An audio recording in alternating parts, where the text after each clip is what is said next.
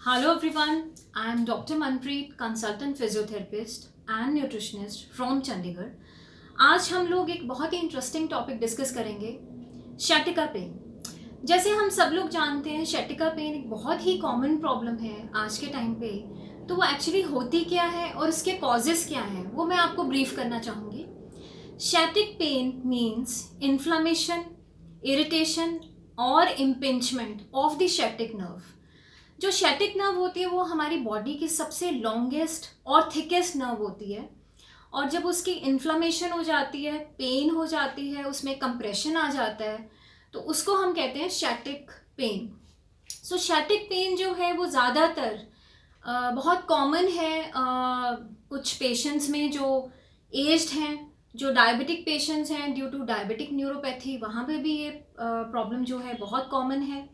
उसके साथ साथ जो ओबीस पेशेंट हैं, यानी थोड़ा सा वेट ज़्यादा है, तो उनका क्या है, लंबर स्पाइन पे प्रेशर ज़्यादा होता है, और लंबर स्पाइन पे प्रेशर पड़ने से नर्व रूट इम्पिंचमेंट बहुत जल्दी होती है। उसके साथ साथ हमारा कुछ ऑक्यूपेशंस ऐसे हैं, हमारे कुछ प्रोफेशंस ऐसे हैं जिसमें हमारी सिटिंग बहुत ज़्यादा होती है, तो वो भी एक कारण है शैटिक नर्व पेन का। और उसके साथ साथ कुछ लोगों के जो मसल्स हैं बाय नेचर, जो कोर मसल्स हैं बैक के, वो वीक होते हैं, और सिडेंट्री लाइफस्टाइल और ओबेसिटी तो मैंने आपको बताया ही है।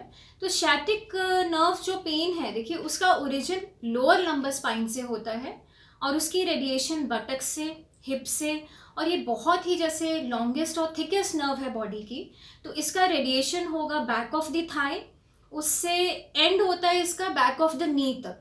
तो ये बहुत ही लंबा मसल है। तो इसके जो सिम्टम्स हैं वो ज़्यादातर होंगे पेन, इन्फ्लामेशन, इरिटेशन होगी, बर्निंग सेंसेशन होगी, कई बार नमनेस भी हो जाती है लेग में।